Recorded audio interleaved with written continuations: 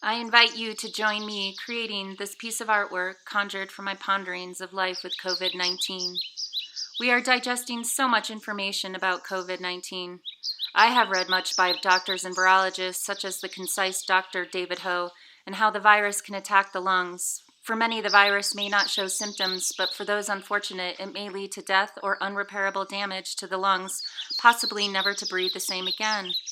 Then, as the virus spreads around the globe and now in the U.S., self-isolation is being requested or mandated. Each day, diagnoses rise in count, and people are feeling much. David Kessler, a mental health expert, has spoken of how people are and will be experiencing grief, like life isn't the same and may not ever be the same again.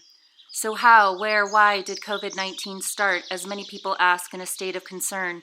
But researchers have been looking into infectious disease for some time. In a New York Times recent article, The Ecology of Disease, they state 60% of infectious disease are from animals. Some researchers theorize COVID-19 originated from bats, then on to pangolins, then to humans in a wild animal market in China. Whatever the case may be, humans have chosen to engage carelessly in the wild, if you may, bringing disease into our lives. As I download information, my creative mind starts reflecting about the relationship of all of this. The virus originated in Mother Nature, and where our actions may have been unmindful to take on this virus, a virus that attacks the lungs and invokes grief. Eastern medicine speaks of how lungs express and experience grief. And if this virus speaks of grief, could we be feeling the grief of the planet, our beloved Gaia? I think of trees and how they act as the lungs of the earth, and now a virus is attacking our lungs. Do we act as a virus on this earth, the home for all of life?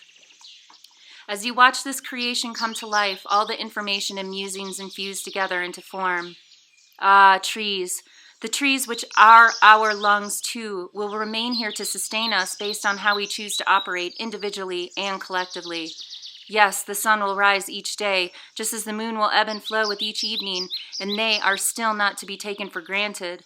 But these life-giving trees and our breathing lungs cannot be taken for granted. See this inverted tree, reflecting our lives, feeling turned upside down?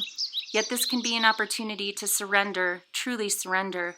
This also turns my thoughts to the bat and how many indigenous cultures believe bats represent rebirth. And as the bat rests hanging upside down, we too can choose to allow this unsettled time to rest and look within. Just as a baby enters the world upside down, what could be born from all of this? This golden honeycomb placed in heart space between our lungs represents our beloved home, Gaia, where all nectar of life resides and flourishes. And these golden threads to be sewn in a new way, weaving for all of life, not just humans. I envision each of us weaving our own golden threads, fostering sustainability, interconnectedness, and wellness.